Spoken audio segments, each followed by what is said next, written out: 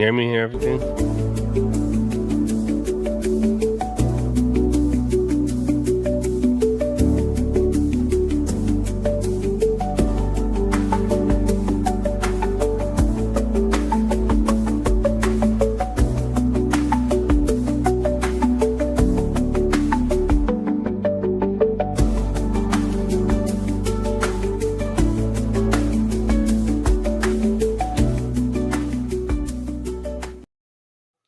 Oh, that was cute. I like it. Did you? I did. I really like that. That was pretty fly. Yeah, I mean, Yeah, I mean, we gotta mix it up a little bit, switch it up, and see what's happening out here. Make it do what yeah. it does. Make it do what I'm it eating a blueberry muffin, does. Not really sure. 420 calories from Sprouts. Mm, mm. Well, you hitting them goals, ain't you? Well, I tell you this, I'm gonna have to put it in my calorie counter Why is that? because I only had 292 calories remaining, and I'm finishing up 420. That means I'm over. Okay, and I'm stuck in a matrix. SD, I'm stuck in a matrix. Tia 702. My matrix I'm stuck in is this eating, my diet, my weight loss. That's been a matrix my entire life. I've been stuck in. Yes, yeah, I can imagine. I can relate. Mhm. Nigga said, "I can imagine." I can imagine, right? That would not be Now, appropriate. That would not be an appropriate now. statement. No, that is clearly not exactly what I meant. But Hi man, thank y'all guys. for coming. Thank y'all for being here, y'all. We here with another episode. Um, we got a lot to discuss. We got a lot to cover You tonight. always pump it up like that. It does stop acting like it's a whole bunch. God. It is Guys, a lot. it's not a whole lot. It's really straightforward. No, but it's a lot though. Oh It really God. is a lot though, because if You're you gonna think about it, stress it. You're stressing me out. It's not a lot. already you just got here. How can you be stressed out that God, fast? it's not a lot. Mm. Why do you feel like it's a lot? Well, because it's life transformative. Anything that's pertaining to purpose, design, direction. God damn. that shit ain't to be Mama taken bear. lightly, man. We out here trying to win. Listen, we Oh got a God, lot of he's shit so going on. uptight, you guys. What are we gonna do with him? Listen, He goes it, skating and everything, and then he comes over here and stresses us the fuck out on a Friday night, talking no, about it's a lot to unpack. it's a lot. Hi guys. The fact that I am skating, it says a lot. We need outlets in this Somebody motherfucker. come get the Let's dynamic. normalize He outlets. needs a back rub. Who can give the let's, dynamicist a back rub? let's normalize. Listen, I need SD?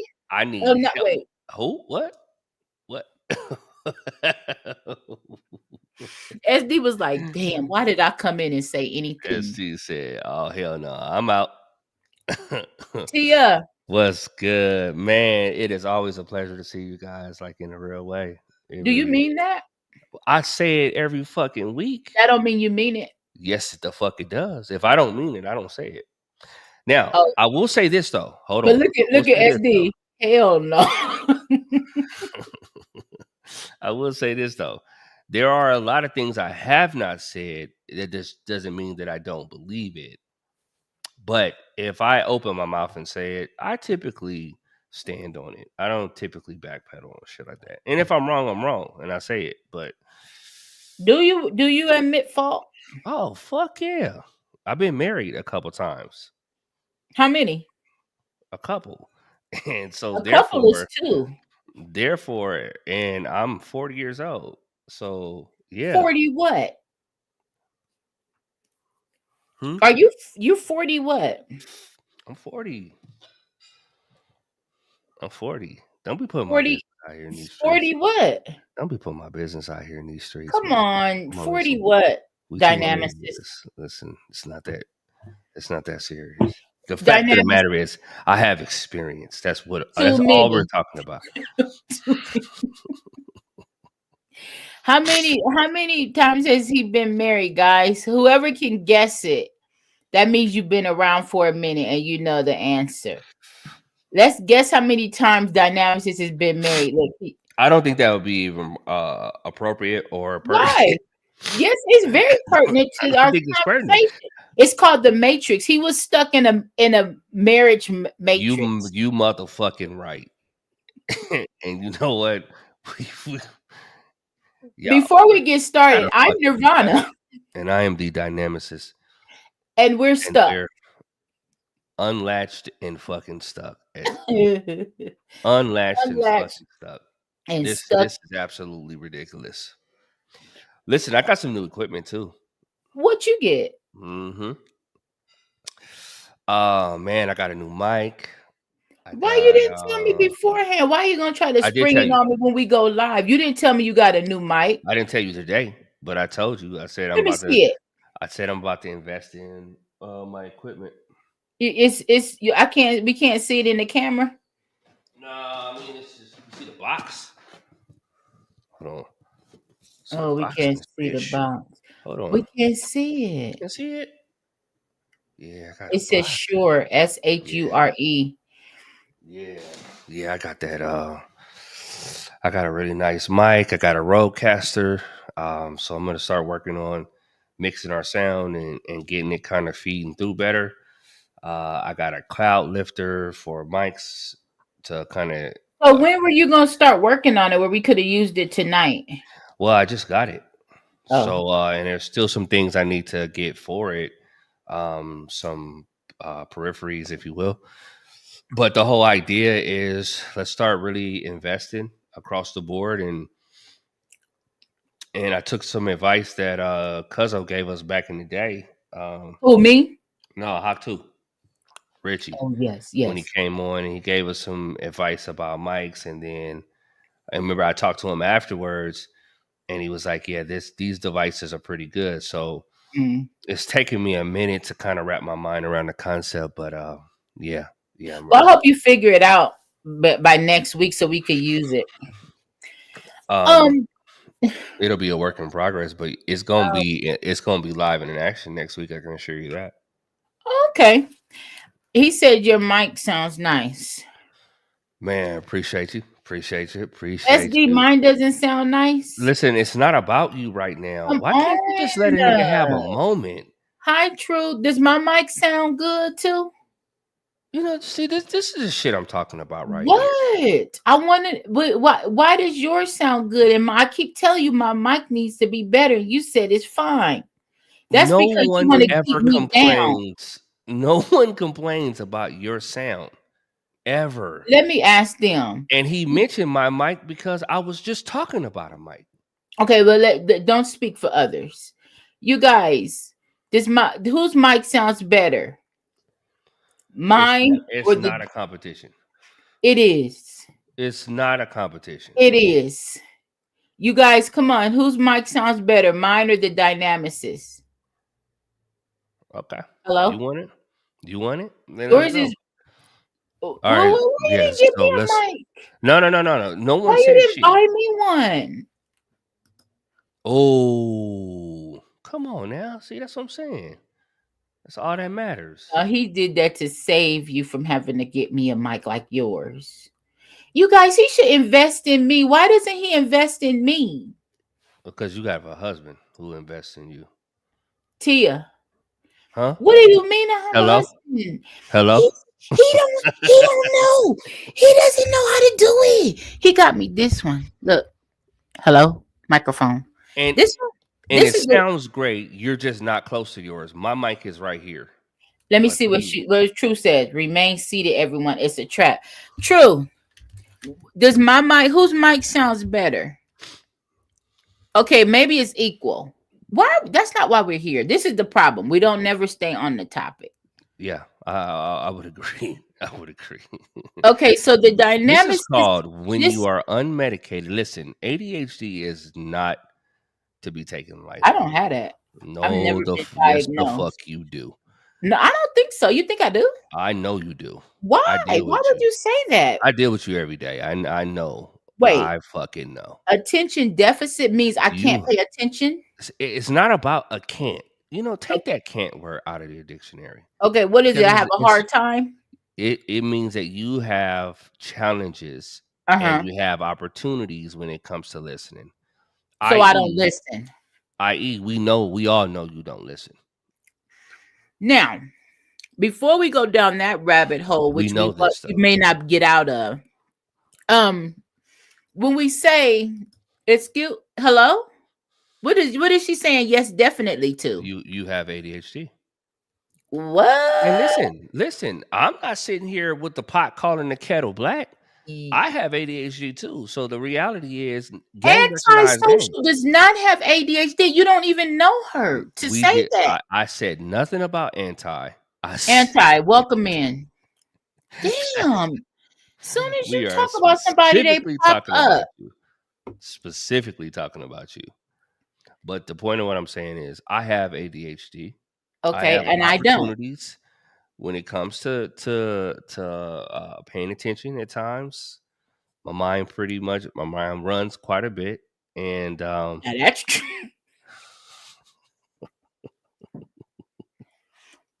Preach. Your mind and your mouth runs quite a bit. all Both right, of them. all right, I'm gonna take that one on the chin. I I'm gonna told I told Dynamicist that I want him to do if I die first, I want him to do my memorial. He said no. He said, "What's wrong? Do you but guys know who's gonna but do your memorial?" hey, tell them why.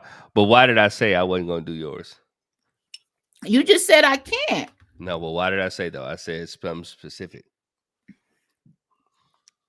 All I I remember you saying said Josh could do it. no. Yeah, I did say that too. But I also said I'm not doing yours. What I look like doing yours, and I'm not doing mine. So Yeah, you did say that.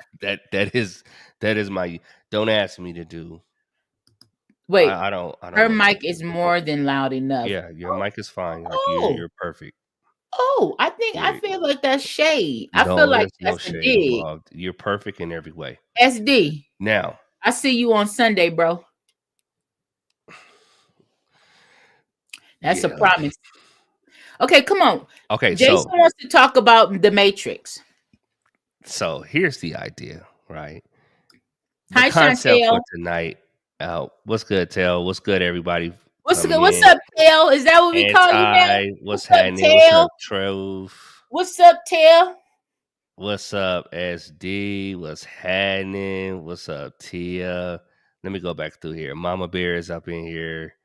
This is What's Tail. good? What's up, Tail? What the fuck is that? That's Tail. What up, Tail? Yeah, I'm not sure Oh, what we saying right do here. it. Dynamics I is tell don't. me what's up. What's I'm up, not Tail? throwing up anything. You come throw it up. Look at her. Come I'm on. not What's up, throwing up Tail? anything. I don't. Throw it up like this.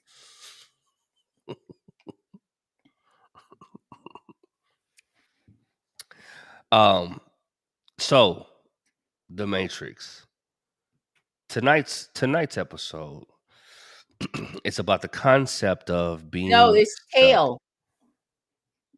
Oh, I'm doing the You HDHD thing. you see Oh, what I'm talking wait. about? Is that what it is? That's exactly what it is. Ooh. That's one of the How manifestations do of you it. get?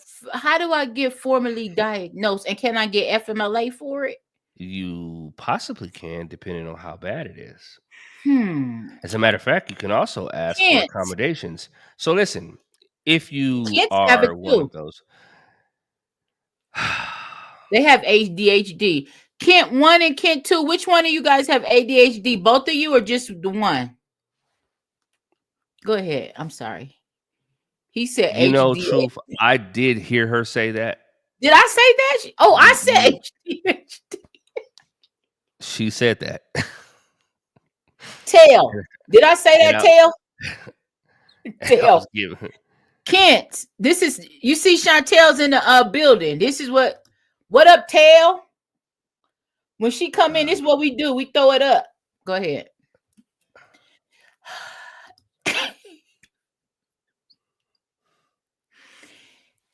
Okay. Shh. If you're watching this at home, this here is what you These would niggas said. call These niggas power, said. superpower under control. Okay. This nigga right here, though. Uh-huh. I hope it's pointing the right direction. Is my finger pointing towards you? It's Is it? as far as I can see, it's pointing towards my light, not towards me. But the people at home might No, you. you Your for me screen. to see it, you have to be doing it the other way. This way? Yeah. Now Okay, it's so pink. okay, no, this is what we're gonna do. Now you have ADHD. This is The, special. You the acting nigga special. on the other side of the screen, that is that is power with no restraint. That's what that is. That's power with no restraint. This here This is fool power said under maybe control. SSI or what's left of it. There we go. Go ahead. Okay, go ahead So now. listen. Stop playing. So what is the matrix? So the idea for tonight, the concept is to identify this concept, like to really break it down a little bit more, right? Let's get into the weeds of it. This past week had the opportunity of having some a variety of different discussions and saw a movie, and the movie is called Alice. Now, if you have never seen this movie, it is a movie that I think is worth watching. Main stars in this one is Kiki Palmer and Common. And if you're not familiar with Common, he is an MC. What is going on? Why are you laughing at Common? He's a what's the name? Rapper. He's a yes. Everybody knows who Common is. I I don't think think. everybody knows that, Maybe but SD because don't. we don't know what they know, but Yeah. he is an MC Okay. and he is well worth a listen. If you have the opportunity, please run some of his music. He's made some great bangers over the years. Did we even play a fucking song to start? I don't think we No, did. Common would be dope, but let me get back to the point he because get my back to ADHD is is getting out of always control. on go. It's currently getting out of control. So Yep. listen. So what Look, is this whole thing? So we watched this movie. I don't know. The movie was fucking dope. The movie was dope. The concept is dope. I'm gonna go ahead and play a Why are you trailer turning for your you. head that way? Is that your mic? Just let me fucking talk and get this shit out so we can move the show. Because if you keep distracting me, I'm going to end up in the back of the classroom. Okay? I got to fight to stay up front. It's not easy for me because I can go down a rabbit hole hella quicker than most. All right, so back to uh, our regularly scheduled programming. Alice, we're going to play a trailer for you. I would love for you to take a look at and then listen to this. It's a very fascinating story. Then we're going to get into a breakdown of this movie briefly and to help kind of provide context. And then we're going to get into the real life application and what it is that's kind of coming to the surface and how that might impact you. I think that would be Hi, very important too. RJ. Do you know RJ? Oh, RJ said good morning. I Good do not know him, morning. but welcome in, RJ. We're glad to have you here. Please make yourself at home, kick your shoes off. We used to say a couple other things around that time, but we won't do that RJ. anymore. RJ. Hit the like button because they say it does something for the algorithm. He's in a whole nother country. He This could has to be be. advantageous for us. Yes. Yes. RJ, RJ, please are like, there a lot of share, black people where you are? and subscribe. I wonder does RJ know black people? Oh, he said thumbs up. Okay, thank you. Are there black people there? Where are you, RJ? Okay, back to we're talking about a black movie called Alice, RJ. Go ahead. You can find it on YouTube. Fuck it. I want to know if RJ come from oh, Miss who? Community? Miss Community? Who is that? Come from Miss Community. Tell Miss Community I said thank you. Who is Miss Community? I'm from India. So is the Dynamicist. What? He's new. Talk to him. Damn, that's why we don't have no new people in here. RJ, thank you for coming. Yes, Dynamicist, talk to RJ for a second. Welcome him, man. I believe I did that already for Oh, he RJ. comes from Smith 702. He said community. Oh, he probably accidentally. Oh, I didn't know Miss 702 had international friend. I know you fucking lying. Miss 702 is well rounded. You just said HD when we were talking about ADHD, and Uh-huh. you gonna have the audacity to point out how that word was spelled. What We community? all knew what he was talking about. I knew You that right word was here? community. Yes. Oh, the community. Oh, he comes from her Miss 702's community. Yes. Oh, okay. I get it now. Thank you, 702, for bringing over RJ. RJ. Okay, come on. Yeah. So again, we appreciate you for coming. Please like, share, and subscribe. I can't focus on Barry White and you. Okay. She's having a hard time. What is the Kent's doing? Not Barry White. Right. I don't know who he thinks he is. Black folk everywhere. Stop being messy. Oh, black or black? I know you meant black. You meant black. Black people are everywhere. They are everywhere. But where is RJ? RJ's in India. But I wonder, does RJ know any? So how about this? Let's find out what time is it in India. But look, he said morning. They're 12 hours ahead of us. How do Of you know? me. Because I have friends in India. Duh. No, the fuck you don't. Please. I will call them right You now. barely have friends locally. Wait. Hey Siri, what time is it in India? In New Delhi, India. It's 8:53 a.m. Told you, 12 hours. Boom.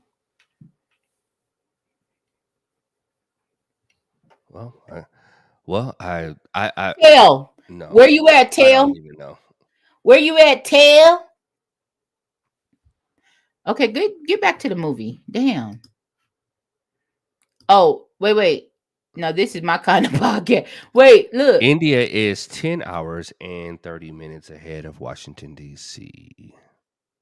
Oh, he said this. Look, he answered us. Yes, it is 10 hours. Ask him in his sign language. Okay. See, they're encouraging this behavior. Behavior is being encouraged. RJ. How did you make it through school? RJ. Nah, never mind.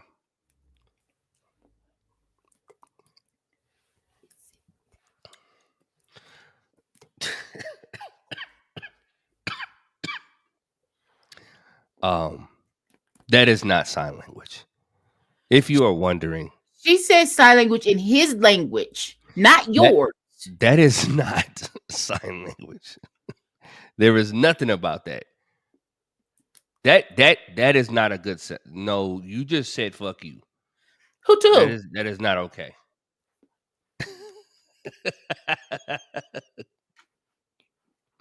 No, but look, real talk though. Okay, come on. What No, is real it? talk. What? It's what or you could say it's like this, like what. So those are the two universal. No, This? nigga, not this. I Okay. said this, kind of like this. Not We fancy can't stuff. see your hands. We can't see your hand. Like this, kind of like what? Like this. Like this, like what? That's Okay, what. like Or this is what. Why are you so rough with it? And you Ralph need some says I'm rough lotion. too. You need lotion on that palm. No, I don't. I could hear that motherfucker. I shouldn't be able to hear your finger going over your palm. What's That means, pin? oh, I could hear it. Let's get some lotion. Let's normalize lotion for those hands. Everyone, put a My lo- hands are not ash. everyone put lotion in the chat. Put lotion in the chat because she Wait. needs clearly needs lotion. Hey, RJ, are you still here? There is no reason that I should be Ebonica able to challenge. wear that shit. Wait. RJ, are you still here? Wait, Mama Bear. Lotion. Come What? on. Let's What? normalize it. Lotion in the chat. Come on. What? Hashtag lotion in this bitch. What time? How you do time? RJ, come here. Where's RJ? Hashtag lotion. Oh, wait. Hold on. Wait a minute. Wait a minute. Hold on. Truth. Your or your? Which one? What are we talking about here? Huh? What are we talking about here? Because you are not exempt from the smoke either. You can get the smoke too. So is it you are? Is it you YOU apostrophe RE? Is it YOUR? Here he is. He's still Which here. one is it? Truth. Please. Yes, there we go. RJ. We know you're educated. RJ. There we go. Does RJ have a dashiki on? Look. Okay, I gotta go wake up my husband for work. You want me to play a song? This motherfucker. Yeah, play a song. And wake his ass up. Okay, let's play a song. He gotta go to work. And then tell him. Tell him what? I'll text him. Don't worry about it. Get some lotion while you at it. That shit is. Do you want me to play your song? You can play whatever you want to play. It's called "Get Out the Way." Tia sent me this song. I like it. I've been listening to it in the car. Listen to the words. I want you guys to get out of your own way. What is everybody doing? Why is everybody home on a Friday? I'm tired of everybody anyway. Okay, I'll be back. I'll tell you about how I feel in a minute. We will return shortly after this brief intermission. You gon' feel it. You better watch how you come, cause I'm still healing. People love to play the victim when you hurt their feelings. You've been playing in my face and now I'm the villain. Okay, I see what we doing now. You don't wanna clear the air, so I'm about to spray it out. Backtracking on your words, don't be scared now. About to match your energy, don't explain now. Boy, I've been pressured. I've been asking God to forgive me. They think cause I'm sweet that this mud won't get sticky. They love the gaslight like the tank is on empty. You don't want no smoking, believe I got plenty. I hate your energy, so I'ma pack it up. Somebody get this girl an ounce cause she acting up. I know they hurt you in your past, so you acting tough. But I don't like your energy, so you can go ahead and back it up. I swear I'm trying to elevate. The old me will roast you and serve you on plates. Sizzle and fry you like well done filet. Check for ID you, but I walk away. Cause I'm better than that and you ain't bringing me back. Plus I'm keeping all that baggage that you gotta unpack, you know. I don't like none of y'all, no way. Back to the store, had to get an upgrade. I don't waste time if it ain't gon' pay. Y'all better get out my face. Get out the way. Bag it up. Get out the way. Bag it up.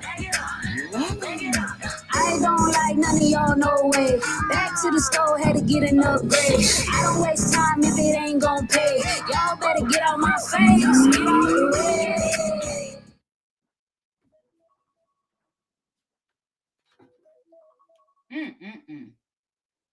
Bag it up. Bag it up. Get out the way. Bag it up. Bag it up. Yo. But God put you in your place like a parking space. Hey, check the lot. Tell me where you wanna park today. Insecurity is open. We can go and park there. And use your mirrors cause you know that you ain't self-aware. I don't like people who don't like themselves. How you mess up and then blame someone else? Exactly. I don't wanna be around somebody who ain't growing.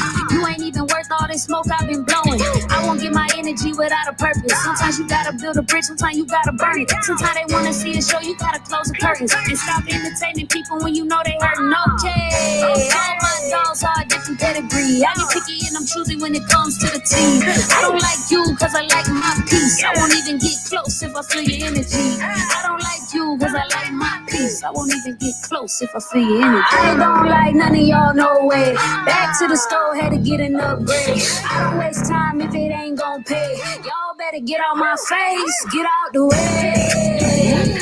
Bag it up. Get out the way. Bag it up.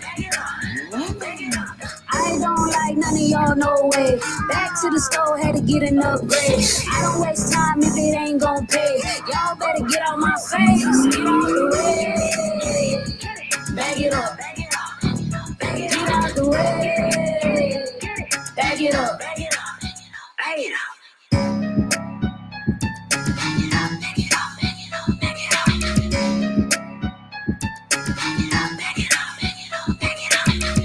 I like that song, Tia. Tia gave me that song. I really like it. Yeah, does it slap? And it's no cursing. Does it slap though? Yeah, it does. Yeah. I'll be jamming doing down the street. Okay, so come on. Let's pay attention. We're ready. All right. Matrix. So let's get to it. Back it up. Back it up. Let's not do you. We don't want to back it up. Mm-hmm. Here's a trailer for the movie Alice. If you have not seen it, okay. Please add it to the screen, please. Oh, thank you. My bad. What the fuck?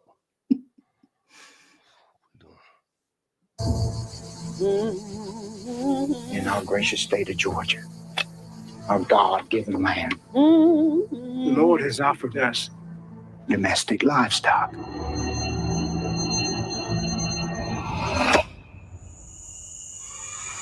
We have to go.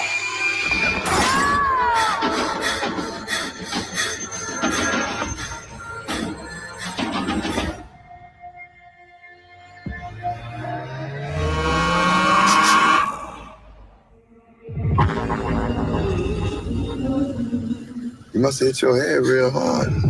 Do you know you're in Georgia? Do you know it's 1973? Well, I'm gonna need you to fill this out for me. I don't rap. I can help you. This is knowledge. We spent decades trying to make a change for the people. I know exactly who I am and where I came from. Who are you then? I'm free. Say that shit. How do I look? Like you.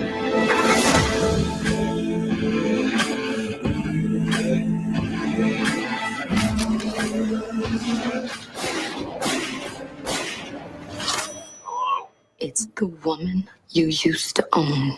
Alice? You watched us get tormented. It's my turn now.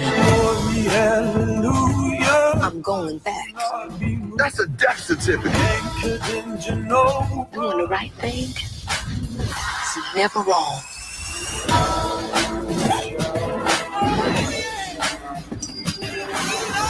I'm not scared, and that should scare you. You're not gonna leave here in one piece. This tradition was born long before you. It's all coming down. I am freedom.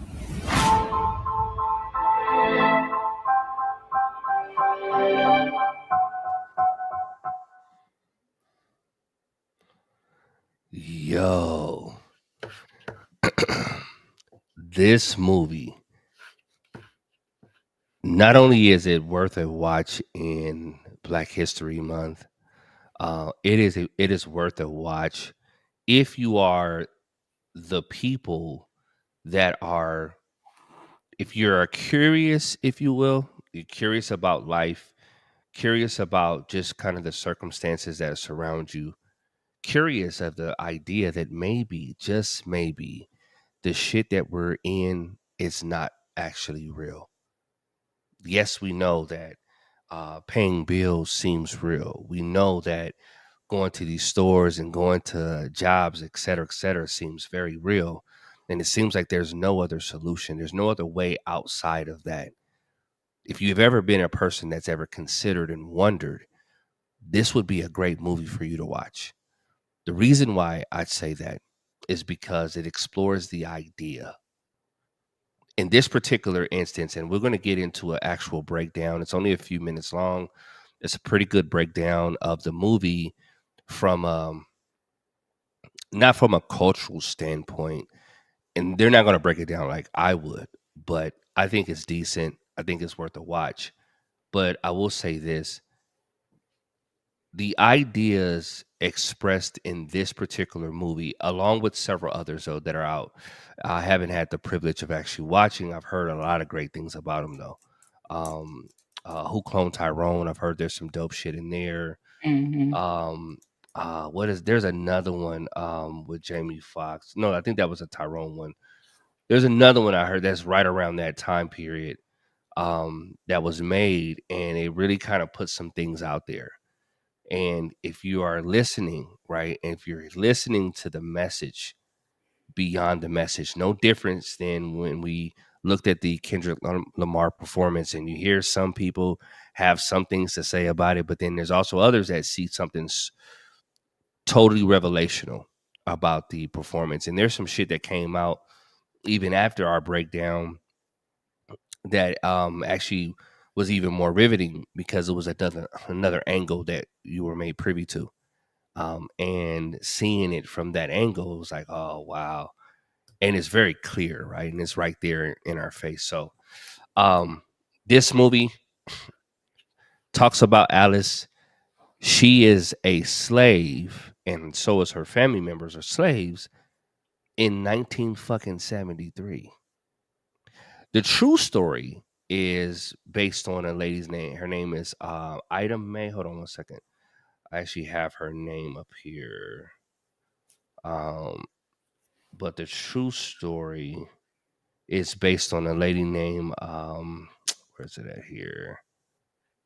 Her name is May Louise Walls Miller. May Louise Walls Miller. And she actually escaped from slavery in Mississippi in the 1960s. And when did slavery end? It was supposed to have ended long before 1960. However, she did not know. And they were raised in this particular type of scenario that was expressed in this movie. So is it worth a watch just for entertainment? Absolutely. Is it worth a watch for edutainment? Yes, 1000%. And it is truly based on a true story of some events that did take place where, and I'm going to get into the breakdown now. Nirvana, you actually watched this movie though. I saw it. All right. So let's get to the breakdown. And then I'm going to give you I will share our takes on what we kind of noticed as it related to this movie. Is a political revenge thriller that ably showcases the issue of slavery and how it affected American society during the 1970s. The two main characters here are used to show the two sides of slavery, the oppressing and the oppressed, which ultimately leads to a vengeful yet cathartic ending. The film also manipulates the emotions involved in a way to add to the story's arc. This is what makes Kristen Ver Linden's film worth watching. It's 1973, and Paul Bennett, Johnny Lee Miller, has kept a number of enslaved people at his house. One day, lovers Alice, Kiki Palmer, and Joseph, Gaius Charles, both enslaved domestics, decide to flee. But unfortunately, Joseph is shot and is apparently dead, whereas Alice's outburst and attack make Paul tie her to a stake on the ground outside the house. The next day, Alice manages to wound Paul and escape into a world that she knows absolutely nothing about. She is brought home by Frank, who helps her understand the world she is in.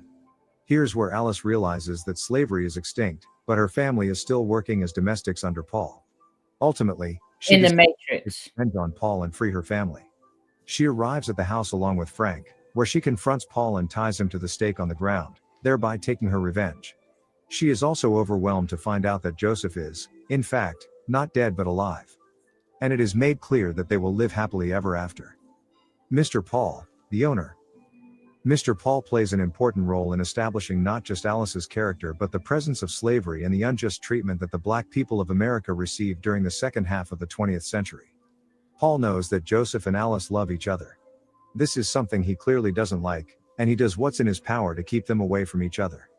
He decides to get Joseph married to another woman. Ultimately, it seems that Joseph is killed while he tries to escape with her. Alice is caught beforehand, while Joseph is shot by Paul's assistant, Aaron. Does Mr. Paul feel pain because Alice is crying for Joseph? Sure enough, sometime later, he does confess that he likes her. It is surreal how a person can evoke hatred and affection simultaneously. The Zippo lighter. The lighter that Joseph discovered in the grave is the same lighter that Alice uses to burn down the jungle. This lighter, in all probability, symbolizes freedom.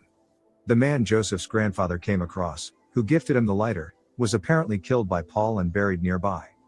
This symbolizes how Joseph's grandfather was kept from the fire of freedom. This also relates to something that Paul mentions to Alice towards the end of the film. I just never told them that they could go.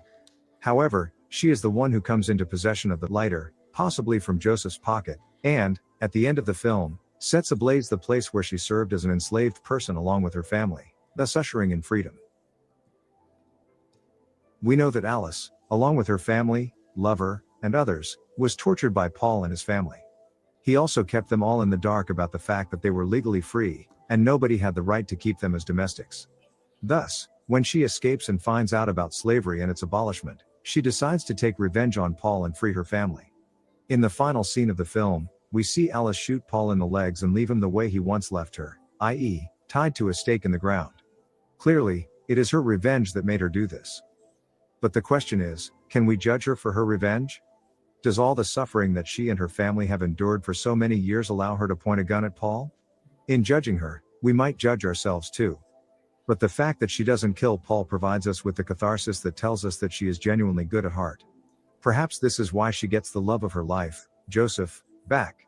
The film is rightfully named after the protagonist, as she is both the subject and the morality of the film. If you've enjoyed today's video, then please like and subscribe to help the channel grow. Listen. This movie, I cannot tell you enough. Hi 702, hi triple. The importance of exposing yourself to the right type of information. And I personally am not a person that likes slavery movies. I have visceral reactions to shit like that.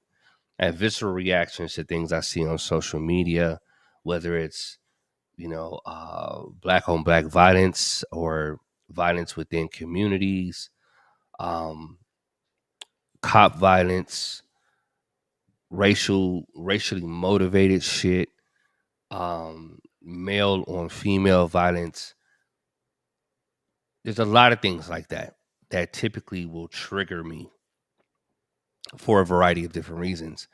What I will say, though, is I am coming to this point in my journey where it's important that I expose myself to the right types of information, because some stories not only are worth repeating and worth the retelling, but worth looking deeper into. And when you think about the totality of what the Black experience is, and I'm reading a book right now, it's called Between the World and Me by Ta-Nehisi Coates. And he writes a letter to his son. And as he's writing his letter, he shares with him his experiences from a vulnerable state. He talks about some of the things that he saw, and he talks about how he wrestles with the idea that I want you to have a free existence, but I cannot risk you not being aware. And in essence, what he's saying is I cannot risk taking your innocence by sharing this information with you versus allowing you to hit it face first. And whether it hits you, someone that you love, someone that you care about, or whatever, right? Because you got to know the dynamic that you live in. You have to understand the matrix. And the matrix broken down, Nirvana, you had a great definition of it. Mine is more technical, but yours was in everyday language. What was that definition you had for the matrix?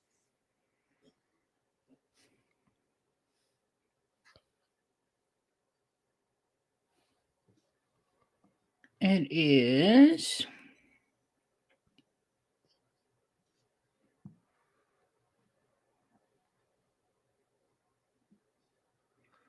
to be under the influence of someone, To be indoctrinated.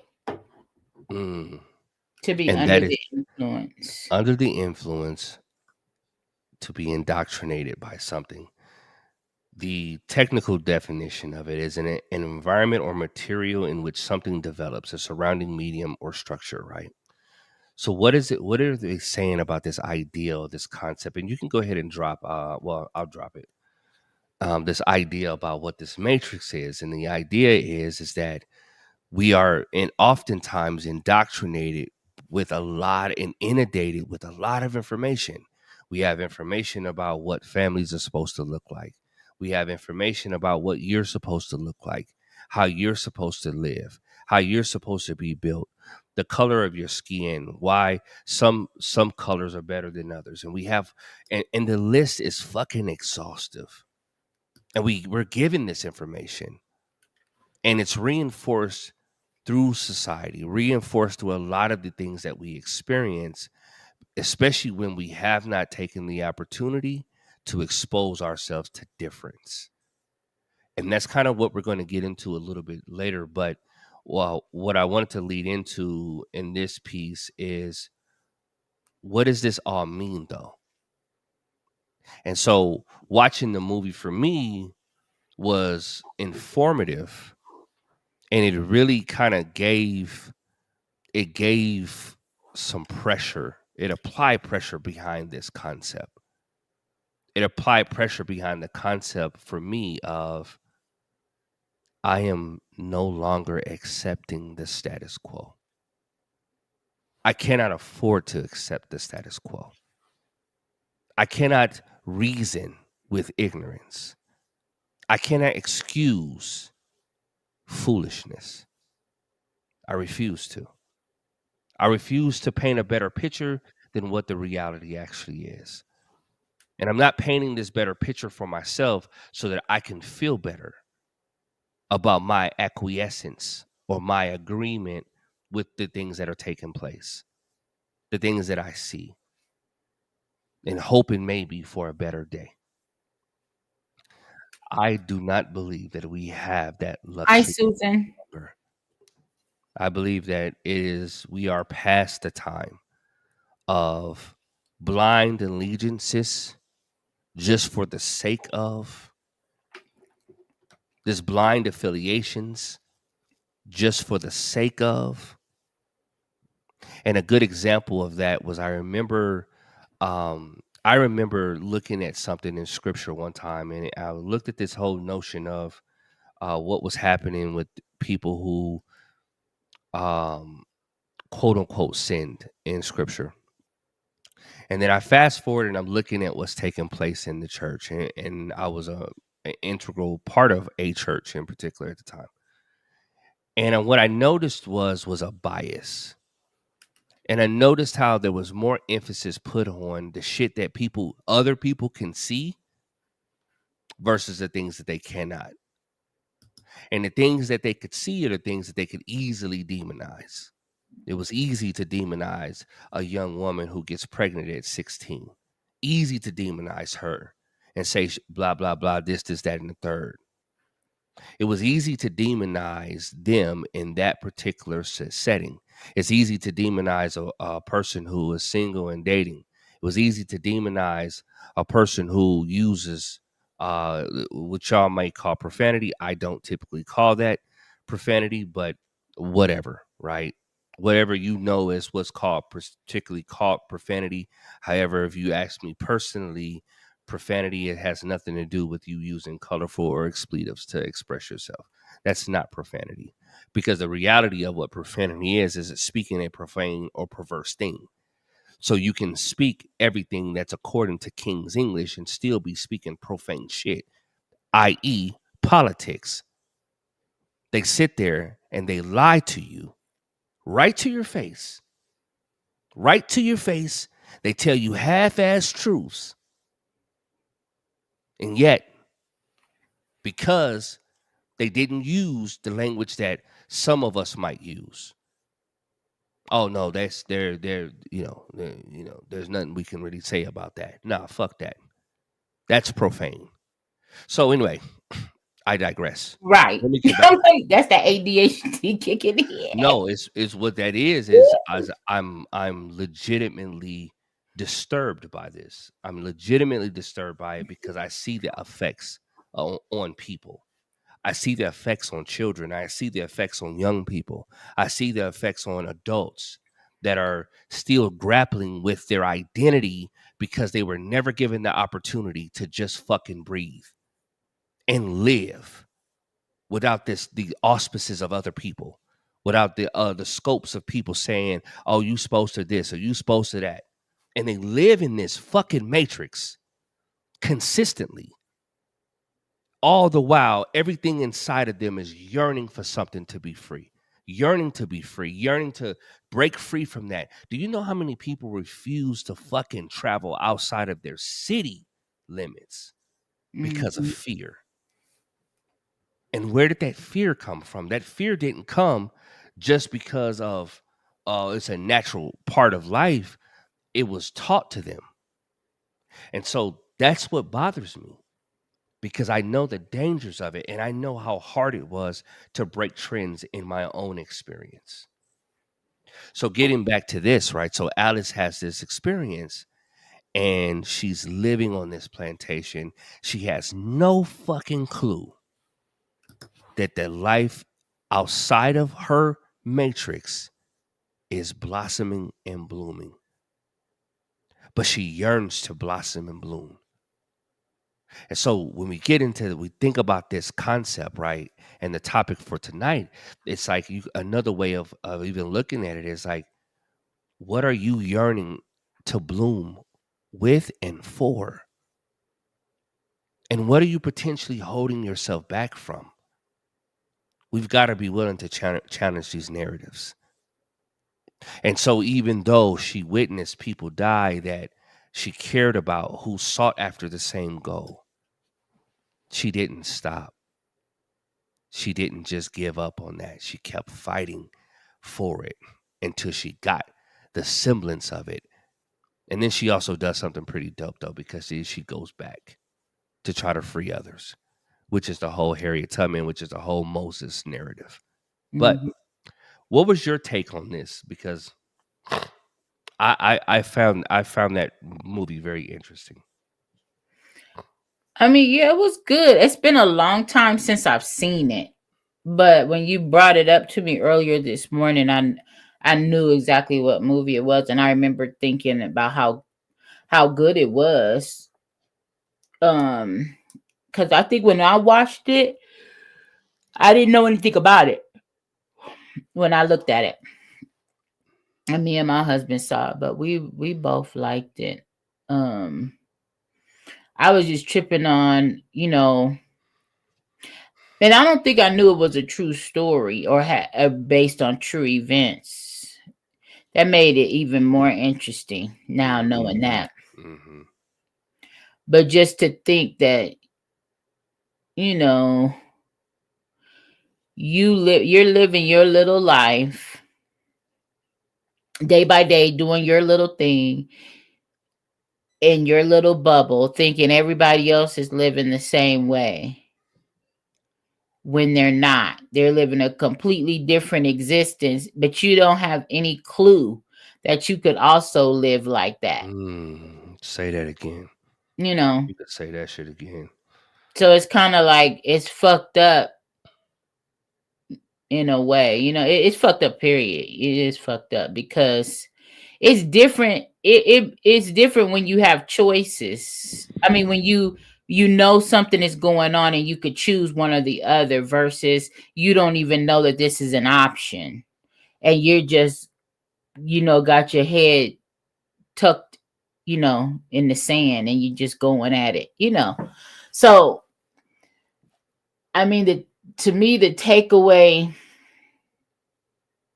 and the fact that she wanted to go back, that also reminds me of, it was something else, some other movie that reminded me of where somebody wanted to go back and bring everybody else with them, but I can't remember what it was. But the fact that she wanted to go back and she wasn't just like, oh yeah, I'm out of here, that was telling too, honestly. But yeah, I liked it. I thought it was awesome. I mean, I think about, you know, we get stuck like that. I feel like we all do. We were talking about just being in a matrix and just in general.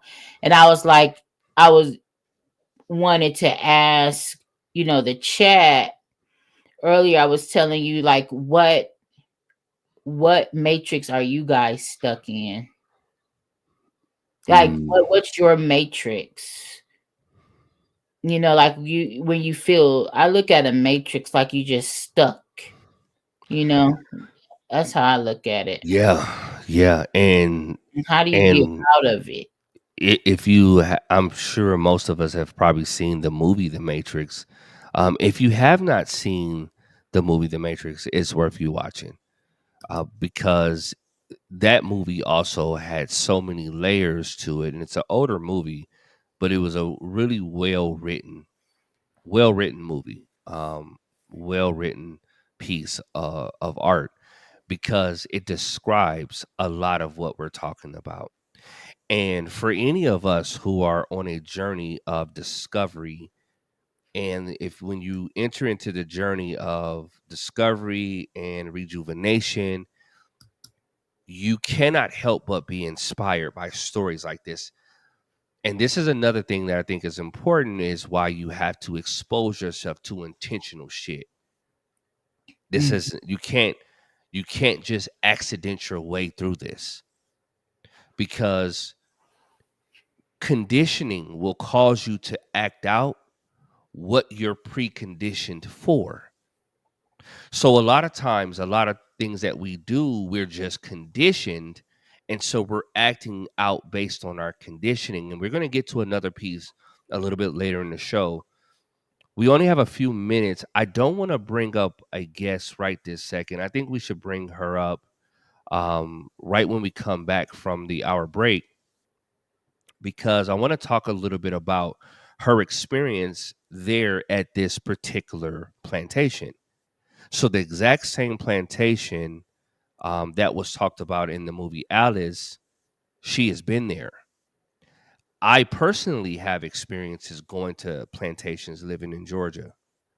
So I think this will make for some interesting thoughts and discussions around the concept, because what it is that we are embarking on, and some of us are called to do certain things. If you've never been, that's not an issue, right? But I think it's worth you listening and hearing about what these experiences might look like, because there are going to be those moments where you'll have your matrix, etc., or you can say your plantation moments in your own story as well.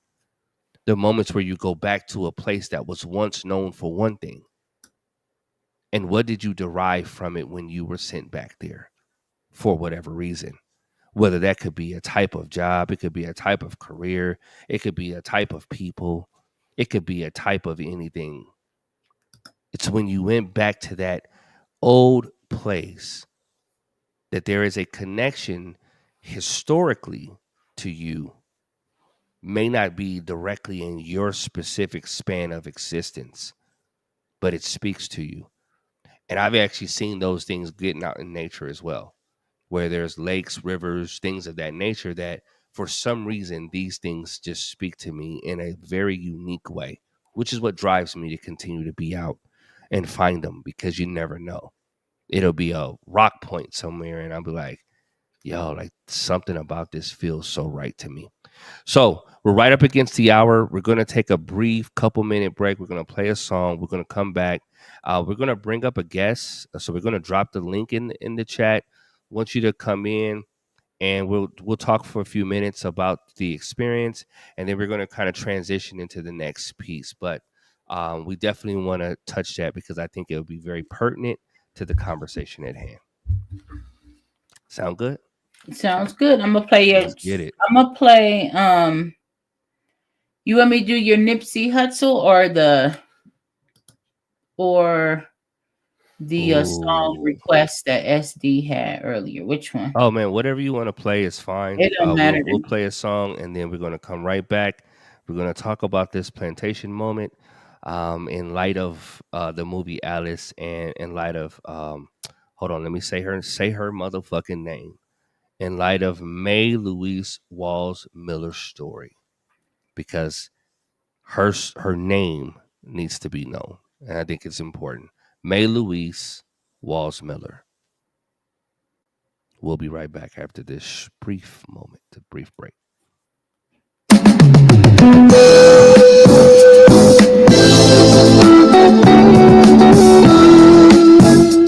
About 4 seconds. It's fine.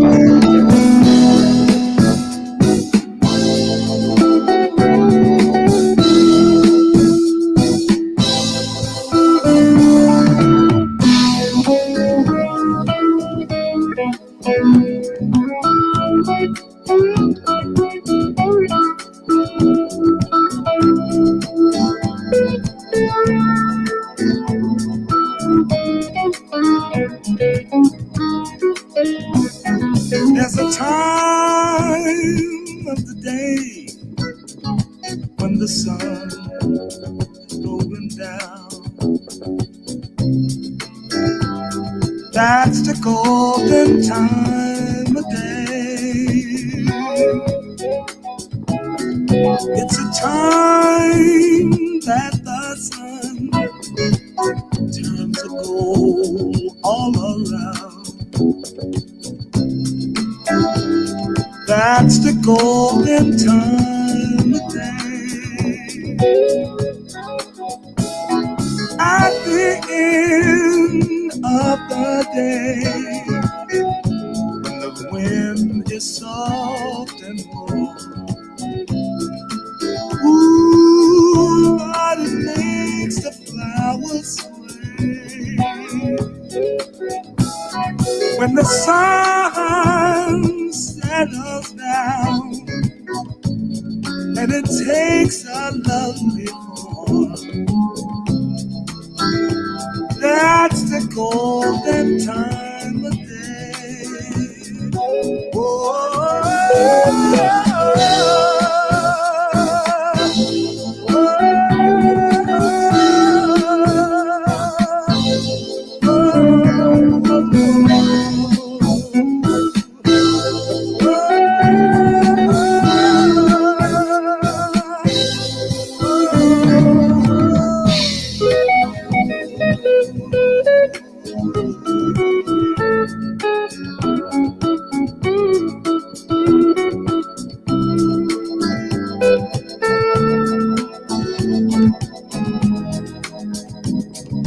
people, let me tell you that the time in your life when you find who you are,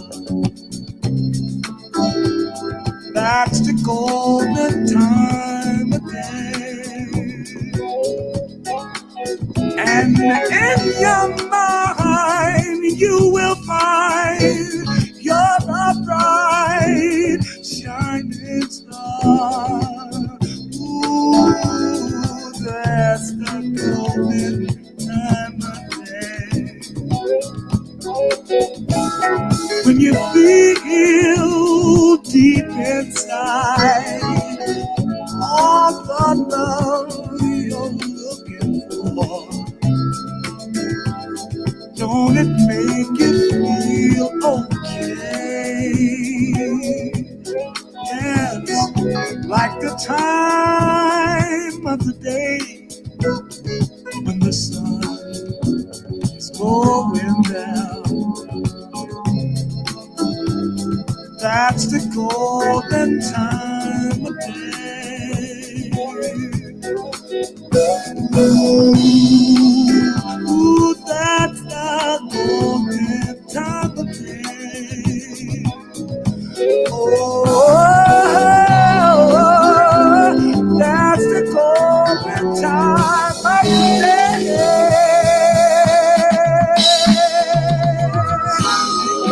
Can't you see it shining?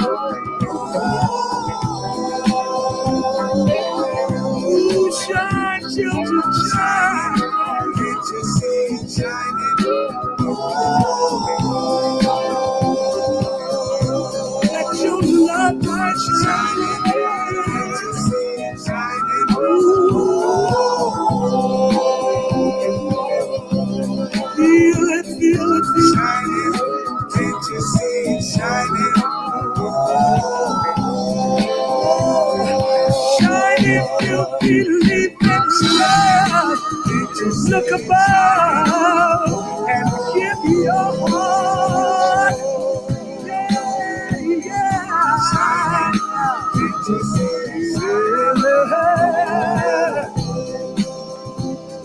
If you believe in love, shine, shine, shine your love, shine your love, shine your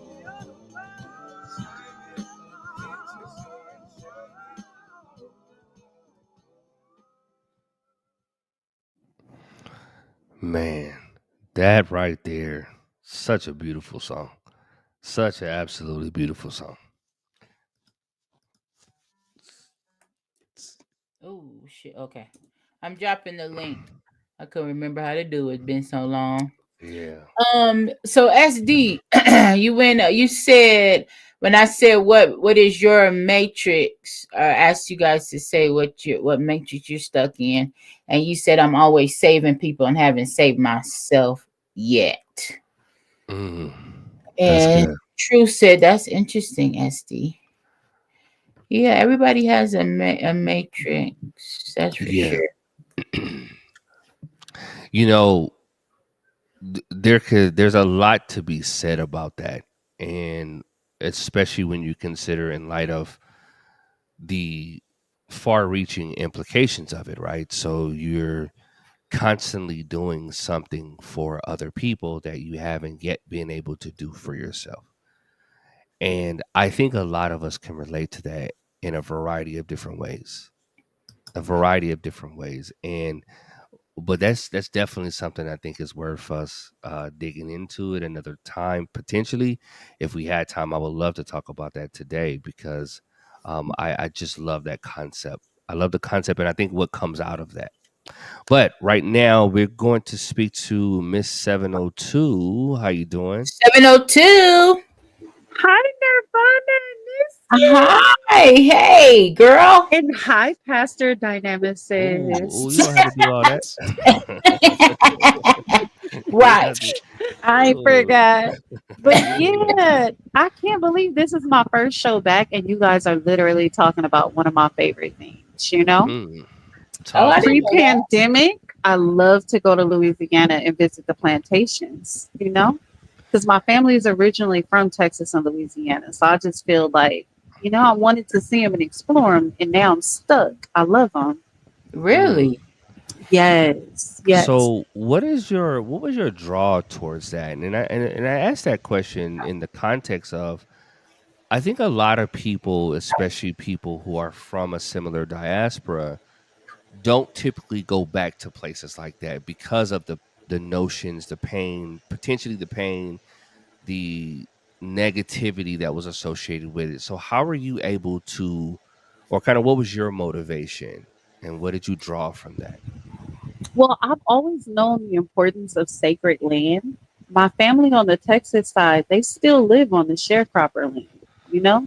So Ooh. I know those conversations that people have where one day when it does get time to sell the land because no one lives in those remote, rural, super country areas, deep country is what they call it, Mm-hmm. that we try to keep it amongst our melanin people Mm-hmm. because that's sacred land. So that's like an unspoken rule, but they believe in that land being sacred to us. Because look at how bad we suffered on that sacred land, you know? Mm-hmm. Mm-hmm. Mm-hmm. So they believe in the exchange being melanin to melanin. I always wanted to go to a plantation because I always wanted to see what my people went through, like that walk, that journey, you know? Mm. I So, was reading in the chat and you made a statement about how you took your shoes off. Can you share a yes, little bit more about that? Because that was I'm a big fan of grounding. And yes. so the idea of grounding in what you consider to be sacred or holy ground, that's dope though. So I would love to hear about that. Now, I didn't choose that. And that's why I say me recalling this story might be more funny than it is like traumatic. Hmm. When I got to the plantation, I had on regular sandals, like Nirvana, no regular LA girl flip flop sandals, right? And for whatever reason, it was the Whitney plantation, not the Evergreen, which is in the Django movie. It was Mm-hmm. the Whitney plantation. And so the Whitney plantation, I don't know if a lot of people know this, but like the majority of slaves that came into the port of New Orleans, and Mm-hmm. that's many of them, just like over in Virginia, right? Those are the two biggest slave ports. Many of those slaves went to the Whitney plantation. So it's extremely spirited, right? When Mm. I stepped onto that plantation, my feet just started hurting. And I mean, every single step I took when I got off the tour bus, my feet just hurt more and more. And mind you, I'm the only African American person on the tour. Everybody else was like Caucasian or they were Asian, right? Really? Mm. And with because they say that they wanted to go on the trip because of the landscaping. So a lot of other people say that the plantations are beautiful in the landscaping, right? Yeah, that's what Um, Susan was just saying. Yeah. yeah, and we see it, a little bit differently. But Yeah. with every step, my feet started throbbing, and I was younger then, right? So I don't know why my feet was hurting so bad, but it got to the point I had to take the sandals off. And it did make a difference because I had on flat sandals, right? But once I took the sandals off, I was able to walk the Mm-hmm. plantation. And not to be racist, I'm not trying to be racist, right? But Yeah. all the white people on the tour looked at me like, oh, look at her. She's trying to feel her ancestors. Like they thought I was trying to Oh, like like relive some stuff. right. Like you knew something they didn't know. And I'm like, nah, my feet hurt. Literally, my feet hurt, right? Yeah. Mm. And it's crazy that I walked that entire plantation without no shoes on, no sandals, no nothing. And as soon as I left the plantation and got on the bus, we all got back on the tour bus, right? My feet didn't hurt. Like I hung out all night. I had a good time, all of that. I believe that the ancestors wanted to humble me. They wanted me to experience a little bit of what they experienced. Because, they were walking those plantations and they were barefoot doing all that. Yeah. Yeah. You know, and I say this only because I have experience going to the Virginia plantations actually, because Hmm. that's where my last name comes from.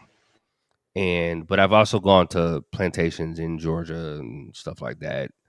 And I went to a slave market in Carolinas and Florida, as a matter of fact. And so those are the places I've intentionally gone to that were kind of within my reach at the time. But I say all that to say, are you open to the possibility of an additional perspective on that? Yes, of course. Okay.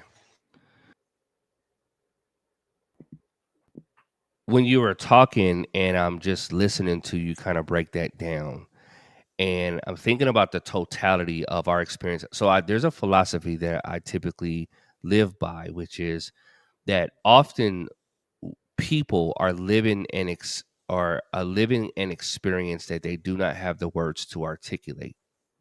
And what that means is that there are things that come up in us that sometimes come from way back. And you know how the old church or people typically or the old school in particular would say, people are old souls. And have you ever heard that statement? Yes. Okay. Well, I believe that what that's coming from is when you see something and you can recognize it, well, there's got to be more to this individual than just what meets the eye. So the fact that you were there, and this is kind of where just my thoughts come into play. Not only did you go, but then the experience of you taking your shoes off. And I know truthfully, and this is a principle across the board, the power of grounding, right? And the shoes and the manufacturing of shoes, that's not a natural thing to the human species. That only came later down the road, but typically they were used for reasons. And when they were used or were introduced initially, now we kind of rely on them, right? Some of us use shoes in our homes, whether it's carpeted or not. We have slippers on or slides or whatever the case may be.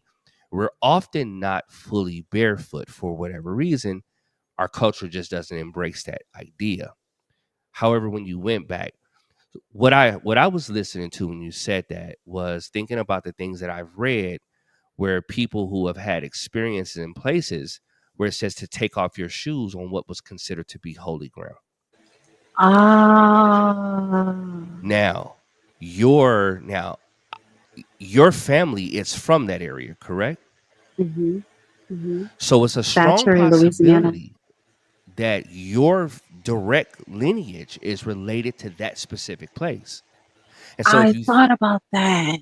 if you think about the idea that my family is actually from here, potentially, maybe what they were actually doing was kind of reconnecting you with where your source power comes from.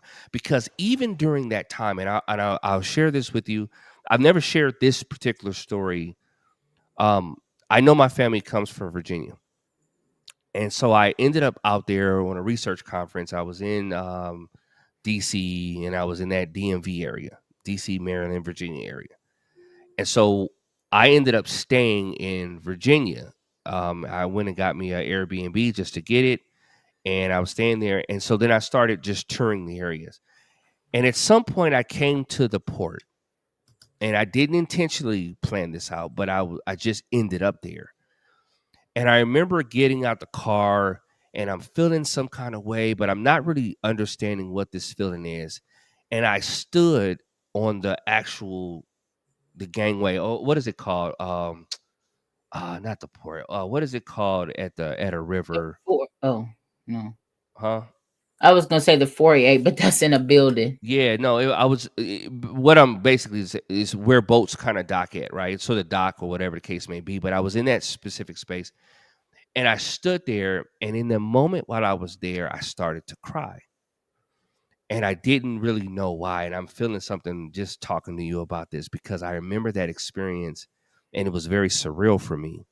But in that moment, I remember saying, I made it. And I'm coming back to tell you that I did. And what the thought process that came and developed from there was that the people that came there, not only were they afraid, not only were they fearful of what's happening, what's the possibilities of their existence, where they potentially came from, whether they were the locals that were brought into slavery, which the natives that were actually here, the blacks that are already present in the Americas, or the ones that came from overseas. The point is that you knew that at this port, your life was going to drastically change. And in that moment, I like to believe that they thought about us down the road because we are direct descendants of everything that's taken place. One of the things I speak about this even with clients sometimes is that, especially when you're dealing with self-worth issues, one of the things that comes to mind for me is the fact that you being alive today means that you are directly connected to the beginning of time. And that all those combinations of people had to be here and had to make it and procreate for you to be here. So it couldn't be possible. It's not possible for your line to have come if a child may have passed early in their journey because they were not of age to be able to procreate, but your ancestors did. And so you are the direct connection to the beginning of time, no matter which way you want to cut that. The fact that you are present today, and that's the value that we have in the people that are here. And that's one thing I really don't believe that we all really grasp the gravity of that. So to get back to what you're saying, I really kind of feel like there's more to that story for you because of who you are and the reason why your journey is what your journey actually is. And I know I don't know how significant the acknowledgement for ancestors is in your history. I know particularly in ours, there wasn't much significance for it or much emphasis placed on it. But I'm a firm believer in that today, though. And so you being brought back there and then being being beckoned to now remove your feet because of the greatness that walked here, irrespective of the bullshit that they had to deal with. The greatness, because that same greatness is the greatness that created you. And that's why you're able to do what you're able to do, that and then some, especially when you tap into that source power. Does that make sense what I mean? You are wonderful. You are wonderful. Your cousin is a blessing, Nirvana. Yes, I'm here Yes. for it. And I just Thank wanted to say one more Mhm. thing about another plantation in the same area. Then I'm going to go back to the party in the chat because the chat be lit always. There is another plantation, which is the was that the Laura plantation? The Laura plantation, which is called the Creole plantation. It's in the same area, Batchery. A lot of the plantations were in Batchery. That's just outside of New Orleans to give people respect of where it is, right? Mhm. And on that plantation, or I think that was Whitney. No, it was definitely the Creole plantation. In the basement, they have still the markers for Mm. when the slaves came over, the Africans, right? And Mhm. they built those plantations. So in Oh, the basement, you can see everything that went into building the plantation and reinforcing the plantation. And the markers are Roman numerals. And when I Mm. saw that and I could touch it with my hands, that made me cry. That was the only time that I cried, but that made me cry. Because mm. when we go to school, we always learn like your ancestors couldn't read, your ancestors couldn't write, your ancestors weren't allowed to, learn those things, right? To Mhm. see that they came from Africa and we know nobody taught them that for real.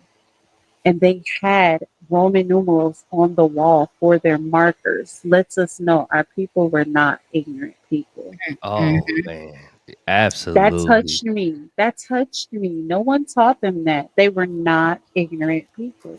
You Mhm. know? And So that's all. God, that's so good. That is so good. That is so Yes. good. That's what they want us to believe, because that Yes. keeps us in that little box, in our little box, our little And to matrix. put you in a matrix of this idea that you didn't come from anything great or anything significant. And the Mhm. only significance you have is the significance that I've given you. In the movie with Alice, and we've seen this in multiple stories, the prevailing idea is that slaves were happier as slaves. So that was one of the selling pieces Mhm. of the idea of the behavior, right? Of putting people in those types of positions, is that because they were quote unquote savages, they can't experience the same life. Not only experience the same life, doing the research, and you find that even our medical Thank you, profession. 702. Yeah, thank you so much for coming up, and thank you for sharing that story. That was so on point for tonight. Yeah. Um, and I'm gonna give you something. I'll say this as well, because you sharing what you shared also helped me in the respect that I know that I am reticent to leaning into some of those experiences and looking into them and really trying to embrace that. And my mother actually has been a great advocate for this. And she keeps mentioning, I know you get angry, but you direct that anger, but you got to know the story. And so, because I don't like to feel that, and I don't like to feel that discomfort, but even hearing your story now really encourages me as well to continue that journey and to dig even deeper than I have been. But when you think about the idea of being stuck in these boxes and of these narratives, and we all are experiencing the dangers of what a poorly crafted narrative can create. Every circumstance that we experience, now I'm going to shift into like the psychological mode, right? Every circumstance that we experience, it doesn't matter if you experience it and you say, man, I have anxiety or depression, or there's a trauma reaction, or whatever the case may be, good, bad, or indifferent, those experiences are created and cemented in our brain, not solely by just images, but by the story of those images. That's where the narrative comes in. So when we are thinking about whatever it is, there's a storyline that plays.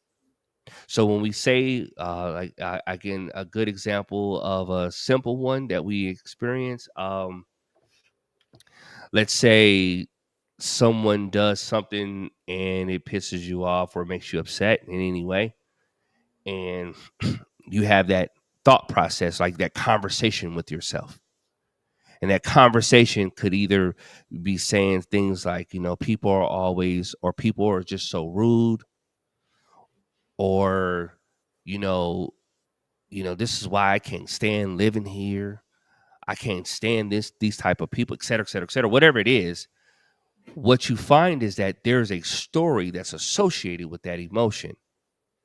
So the power of a poorly crafted story is that if never challenged, it will now continue to repeat itself. And not only will it repeat the original story, but it's going to add to that story through the circumstances that trigger it to come up in the first place.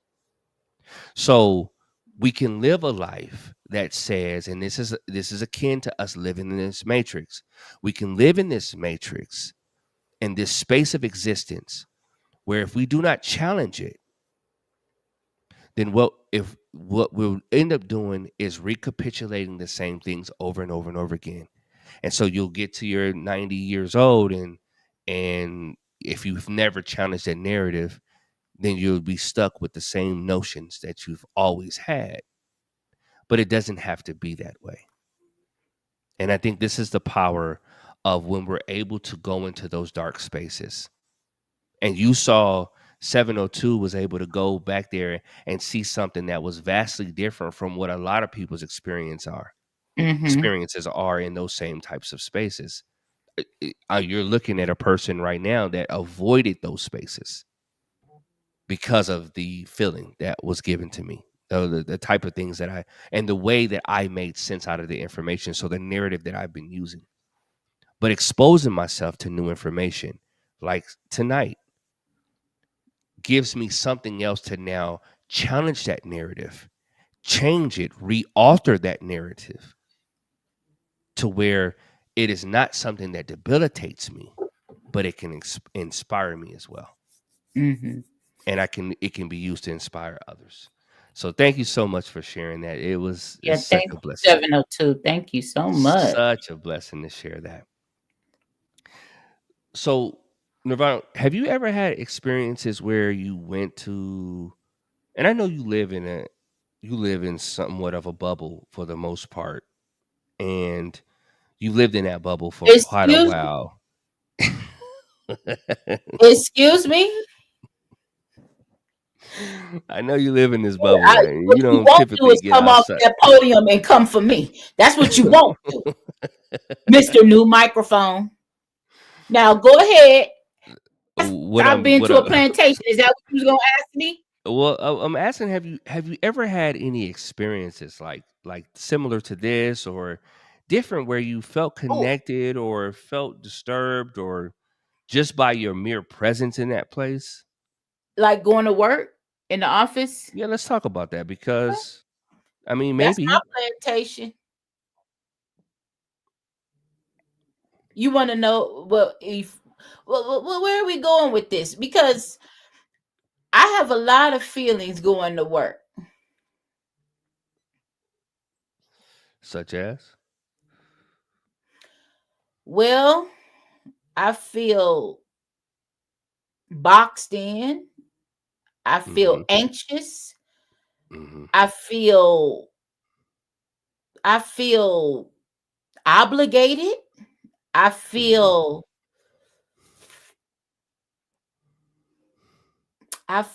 powerless.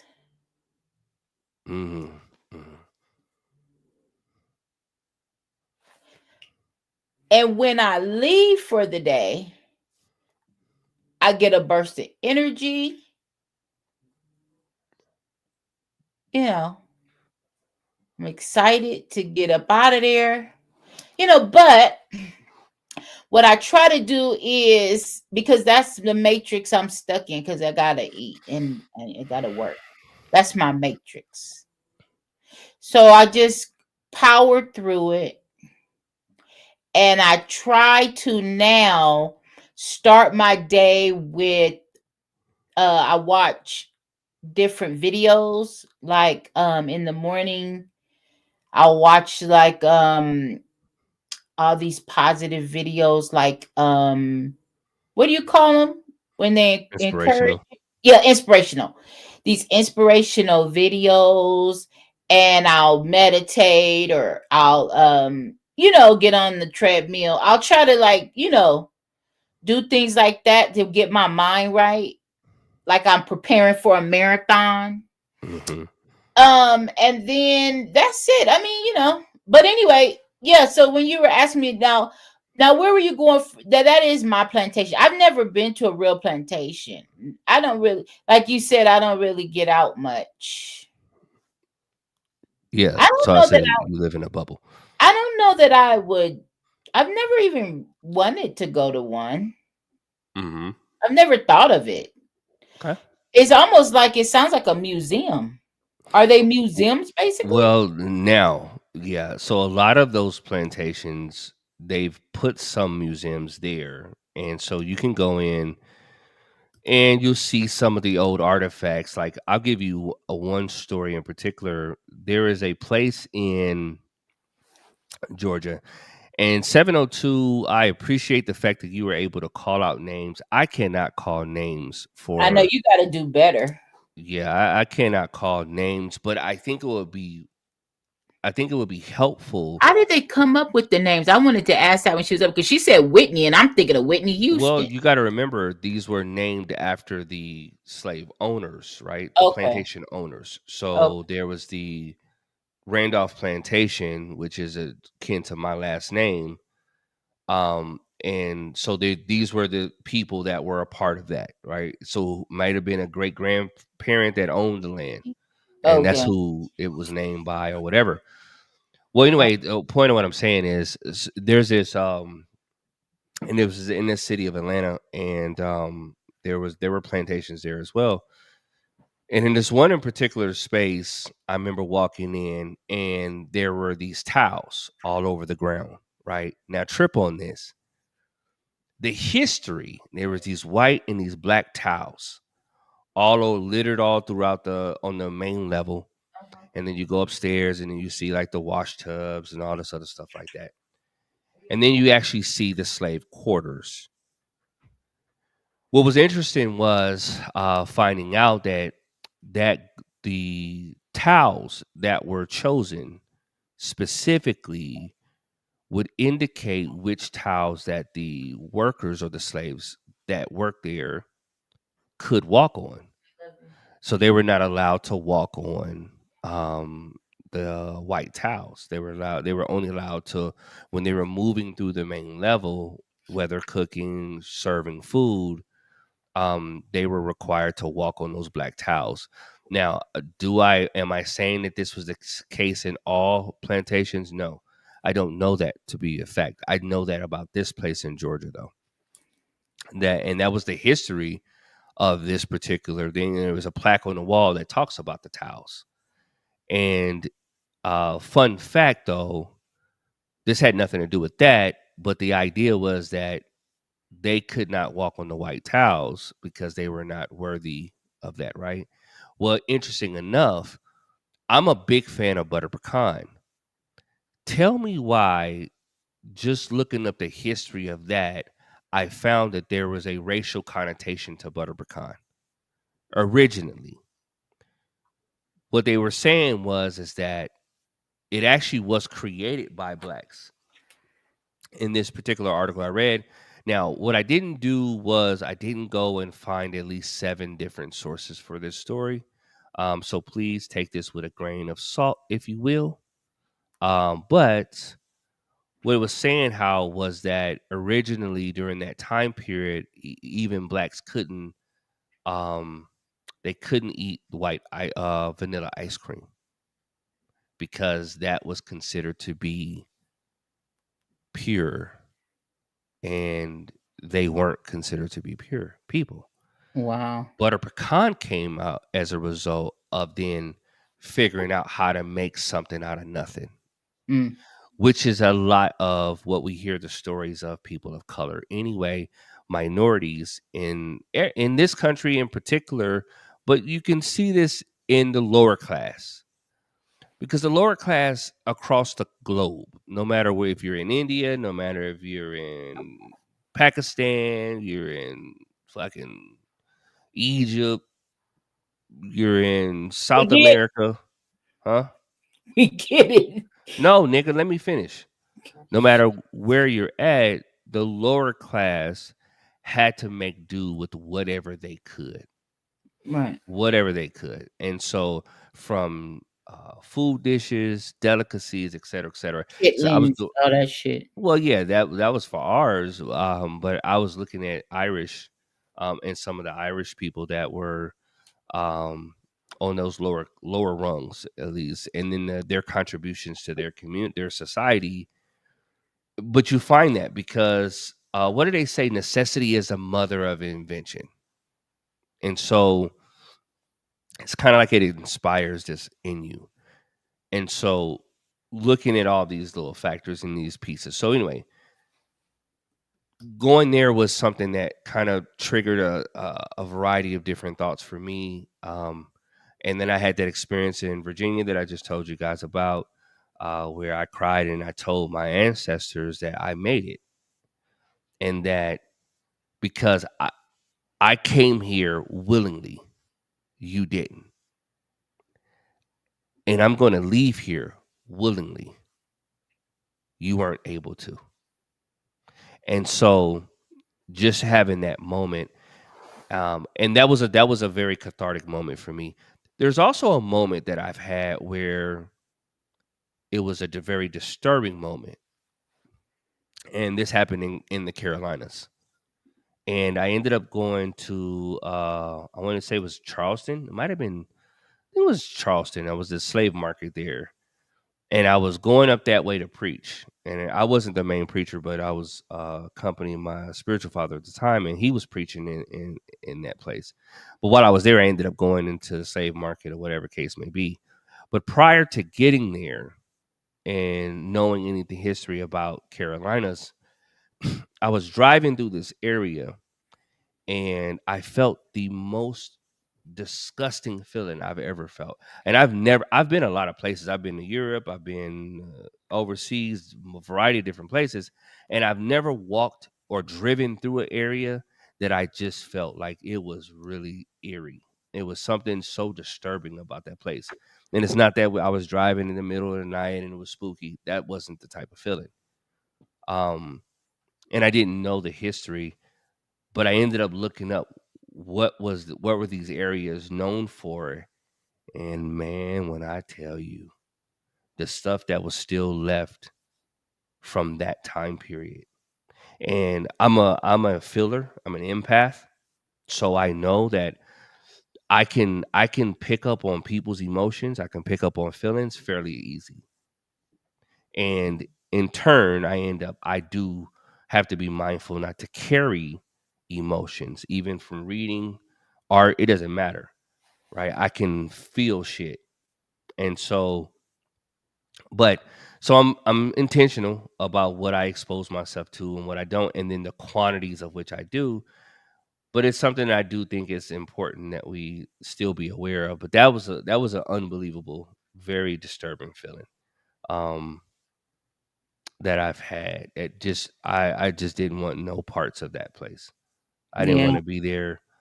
I didn't want to drive through there no more. I avoided driving through there on the way back. I refused to drive through there. I drove 35 minutes out the way just to not have to drive back to that place because I didn't know what it was, but I just knew there is something very dark about this Eerie. particular, this particular area. And then fast forward, I did some research, and it was some terrible things that took place there. Some things were written out. I do believe that not all things were able to be recorded, though. So, and that's just an experience that I particularly have had, and I was curious to see if you've had any experiences that echo that, or or different in whatever way. In terms of something being heavy like that? Mm-hmm. No. Okay. Well, I mean, I'm not to say that everybody has to. So I mean, I'm sure it happens, but I yeah. don't. Maybe I'm not an empath. Mm-hmm. Isn't everybody an empath? No. No. That's somebody who feels. Empathy Right? is one thing, but when you are an empath, that's an entirely different ballgame. Truth, am I an empath? No. What's the empath? So maybe that's why I don't feel it. But I mean, I wonder if I've ever felt that. I mean, it doesn't have to be something dark. It could be something happy or light. I'm Yeah, just that's what I really say. trying to think, have I really, like, that I could remember, like, just the energy? Mm-hmm. Mm-hmm. I know I get around people, and some people's energy is just sucks you dry. That's the closest thing I could think. Okay. Yeah. Nick, please, you don't know if I am or not. So by definition, it's just like it's a person with an ability to basically make sense out of mental and emotional states of another person, Okay. or entities, or whatever case may be. So Mhm. you can have very accurate feelings about what it is that a person is feeling, even though you're not Haven't been through it. directly affected by it. Now, Mm. empathy is the ability. The simple way to state that one is just the ability to see yourself in another person's shoes, Yeah. right? Okay. So there's that. Yeah. But when you are an empath, that means that's a dynamic. That's a totally different or separate dynamic that puts you in a different space. And then a lot of times, sometimes those people kind of avoid You can feel. people Yeah, because because you you have feel to be shit. careful with maybe you're empath, Yeah, because you you can you things that feel it, affect you. and you can't always That's shake true. it very Truth is easily. like that. Yeah, that's her. Because I'd be like, Yeah, girl, please.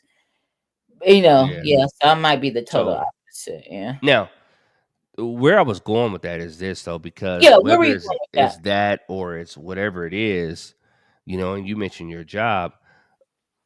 One of the things that you said though that kind of was enlightening was you said you listen to inspirational videos in the morning. It helps you kind of get you motivated to kind Mhm. of go into this gauntlet, right? Yeah. And to deal with what you consider is a requirement, and it has to be. I have to work. So and I was talking to somebody one time that said, "Oh, well, it doesn't matter what kind of work you do. All work is equal." And I don't agree with that though. I Mhm. don't agree that all work is equal. I do think there are some things that are designed that could be more palpable for you, or it could be more co not just more cohesive for you, but just kind of would speak to you and could fill your cup. That's a better way of saying it. Me personally, you Um, just talking in general.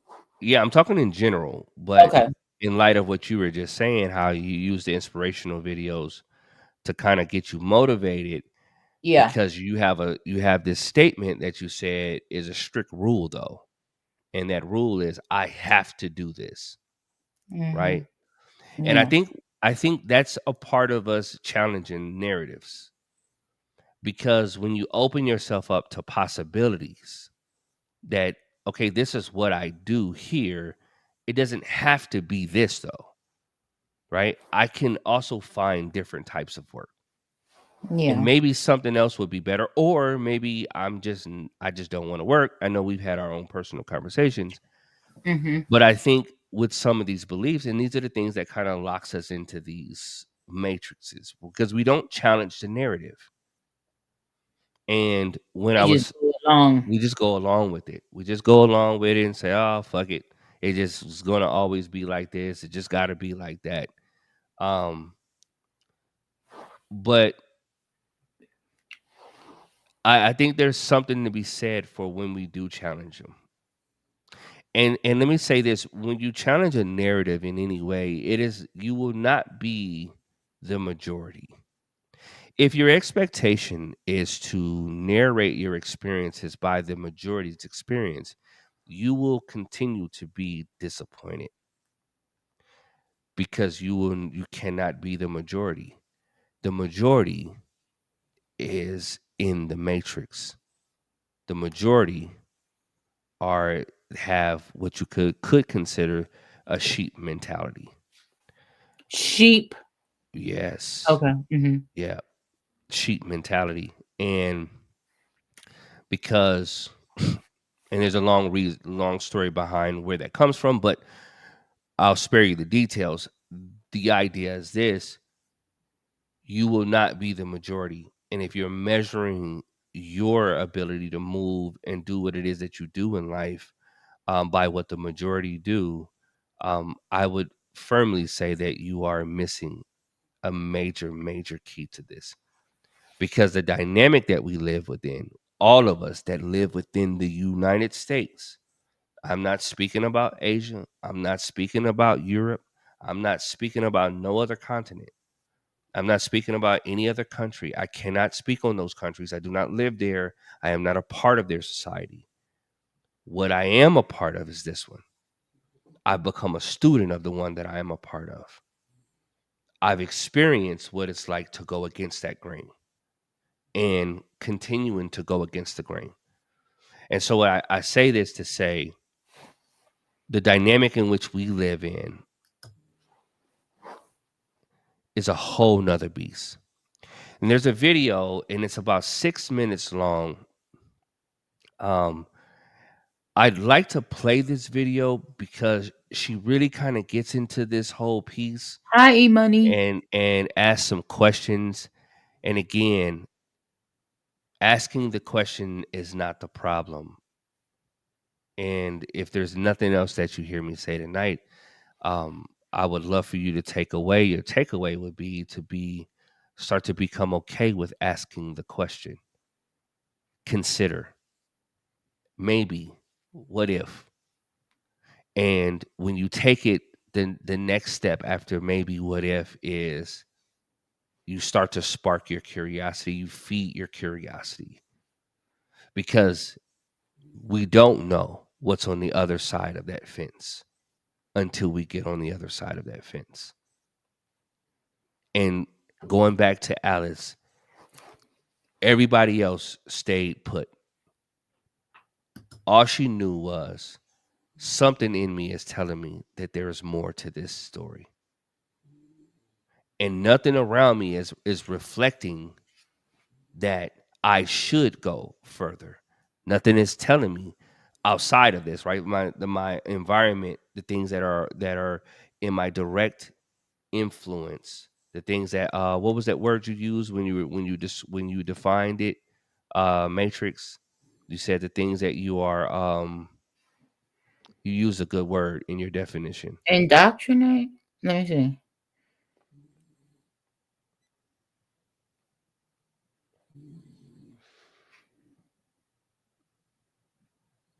It might have been indoctrinate.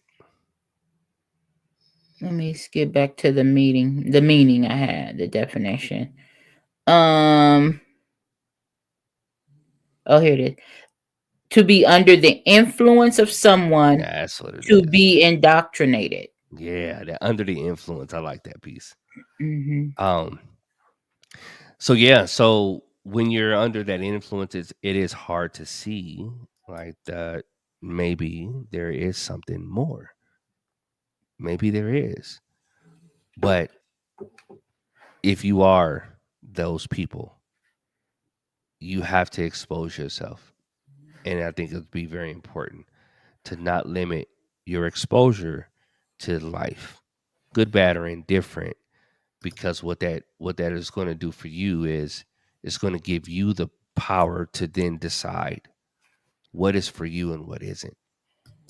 And we see a lot of this shit, and only reason why I'm so sensitive about that is because during the election time, what you hear is always a lot of rhetoric. And you know how much they spend for those advertisements? No. Check this out. This is going to blow your mind.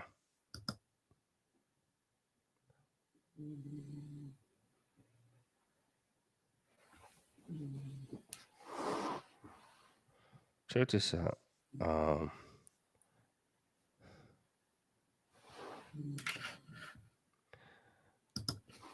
Political ads, right? Just in this last time, the numbers were over $600 million just for during that time period. Why would you spend $600 million on something that doesn't work?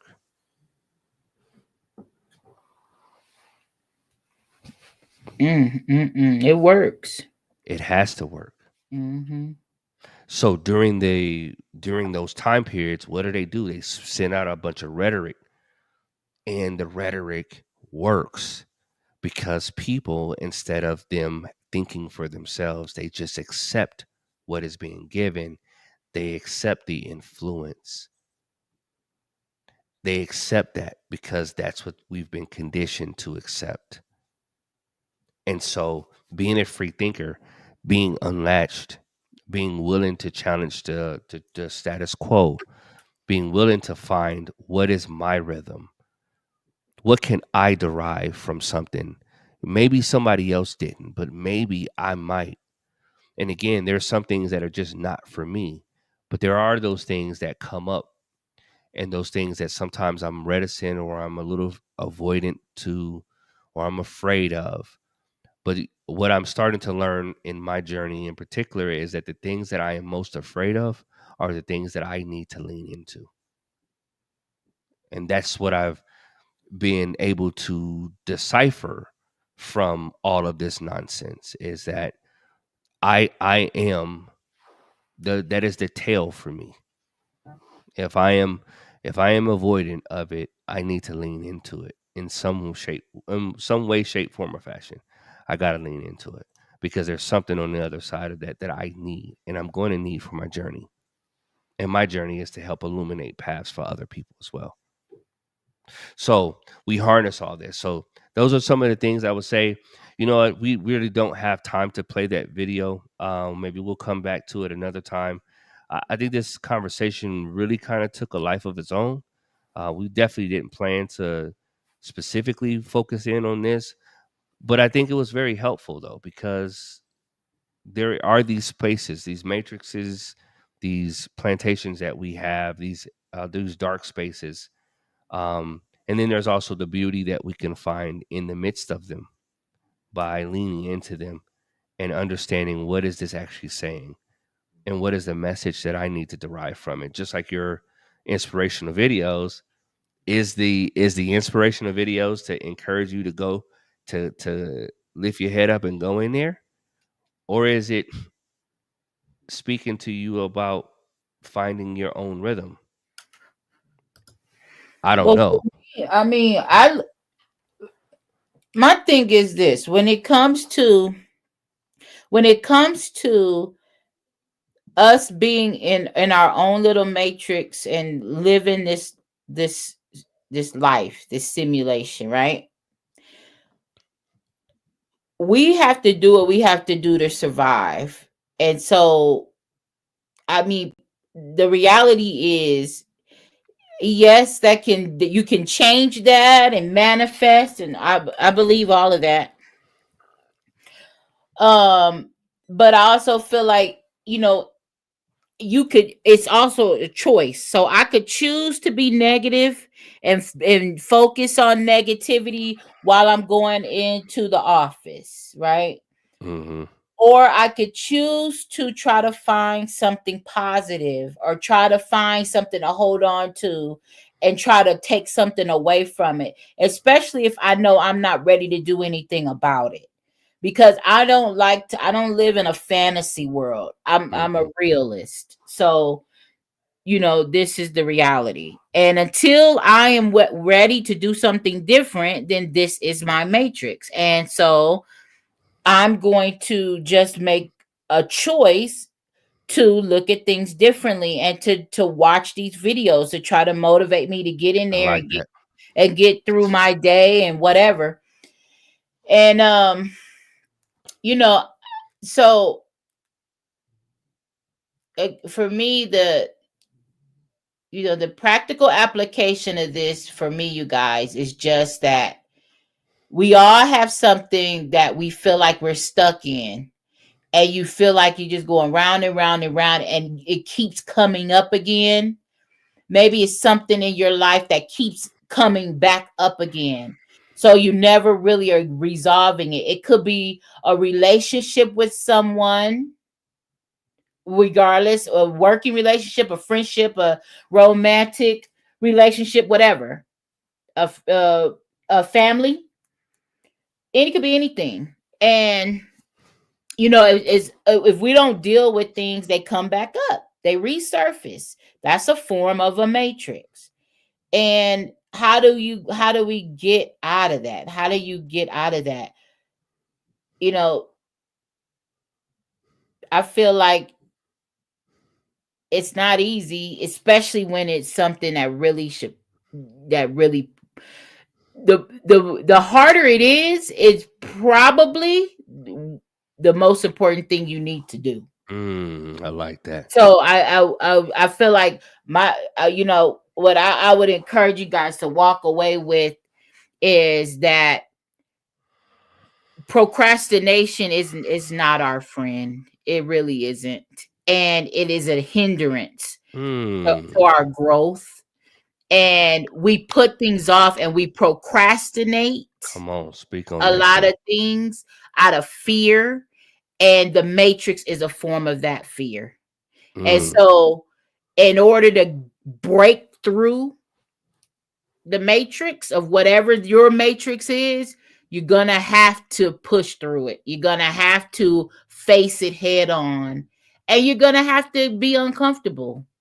I mean, I'll just use my sobriety, really honestly, okay? And this is one of the biggest matrix I've had to deal with in my life, okay? And I was stuck in alcoholism, and it consumed me every day, all day. I drank from the time I woke up to the time I went to bed for many, many years. Okay. And no matter how bad I felt, how my body felt, what was happening to my body, to my skin, to my hair, to my stomach, everything, to my mental, my memory, everything, right, was falling apart. Right? The worse it got for me. And no matter how bad it was, I wasn't ready. I was stuck in that matrix. That was my matrix, and I was stuck in it. And and until I went to the hospital, okay, was forced to go into the hospital and forced to go into a detox, that was my opportunity to break free. I had a choice to go back, because everything is a choice. So and think about what I'm saying, you guys, when we're talking about the matrix you're stuck in, when you think about to yourself what matrix you're stuck in, whatever it is, there has to be a breaking point, and it will come. And what you do with it is your choice, because we have choices. So you'll make the choice when you're ready to make the choice to break free from that toxic person in your life, the job that's giving you headaches, the the parent who is who's every time they call you or you hear their voice, you feel ill, but you keep taking the calls because they're your parent, because they're your kin. You know, you sacrifice your own health, your own mental health to be to call somebody your friend. We sacrifice so much of ourselves because we out of comfortability. We're comfortable, and that's a matrix in and of itself. And me getting on this treadmill every day, you guys, I don't want to do the shit. I don't want to do it. When I don't see the scale move, when I don't see any changes every week, I don't want to do the shit. I don't want to wake up early. I don't want to do it. I never do. But nothing's going to change if I don't change. Nothing's going to change if I don't change. I promise you that. It just, so whatever it is that you are stuck in, whatever matrix you're in, it is your fault. I mean, you like it or take it or leave. You may not like the choice of words, but nobody controls it but you. So either shit or get off the pot. And stop being afraid to tell motherfuckers how you feel or leave motherfuckers alone that are no good for you. Move on. Get past it. Stop making excuses. Stop living in that matrix if it's no good for you. And I mean, hey, I'm not perfect. And we all got work to do to the day we die. And I'm one of them. We all do. But you either shit or get the fuck off the pot. And that's where I'm at with my matrix. I'm getting the fuck off the pot. Now I may have a little shit come out on when I get up off, but I'm gonna clean it up. I'm gonna wipe myself, and I'm gonna keep shitting all the way. Okay, wait.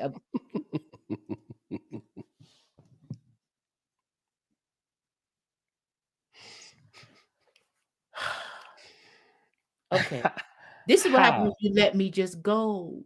You don't stop me. Why you don't stop me? Listen, you were in such a flow. Listen, no, you were hitting that shit. You were all in there, and so no, there was And nothing. I went too far. No, like enema. No. No. Have you heard of dude wipes? If you haven't heard of dude wipes, get you some. It'll change your life. Okay, go ahead. Is that it? Yes, that is it. We love you. We love you guys. We love you. Wait, everybody. Wait, Marianne's here. You woke me up. Okay, you're shitting or getting off. Okay, hey, shit or get off the pot. Okay. Hold on. No, it wasn't that. Okay. It was now I'm just gonna get off. Okay. And I might be shitting. A little shit. Look. Wait. A little shit may come off when you get off the pot, but just wipe it up and keep going. You can do it. Where's Tail? Tail. What up, Tail? Okay, we love y'all. Silly, man. We love y'all. Thank y'all so much for being here, man. I love you, Mary. Okay, we love you guys. Look, scared the shit out of me. Okay, sorry. Okay, here we go. Jason, I love you. Love you too. We will be back next week, right? Yeah, we'll be back next week.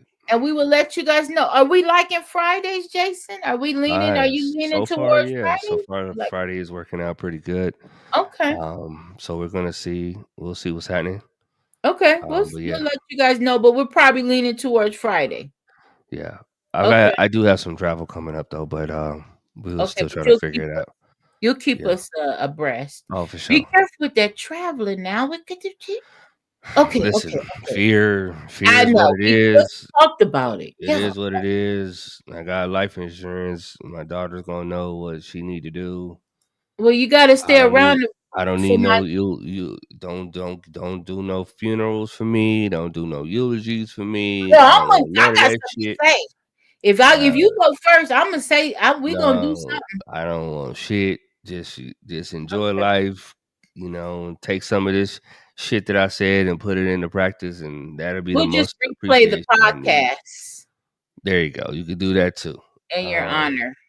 You could do that too. American. But seriously, man, I got babies. I gotta go see my babies too. So, Oh yes, I meant to ask you that. Yeah, it's been a minute. It's been a little while, so Listen, so okay, you too. We love everybody. We love you too. Love y'all for real. Okay, enjoy your Friday, you guys, and we will see you later. I'm not gonna play the outro song because I don't feel like it. You ain't got to. Okay. Shit or get off the pot. I don't feel like it. I got a shit literally. No, I don't. I don't have to. Okay, that's it. All right. I don't. Okay, bye guys. We sorry. Love y'all. Bye.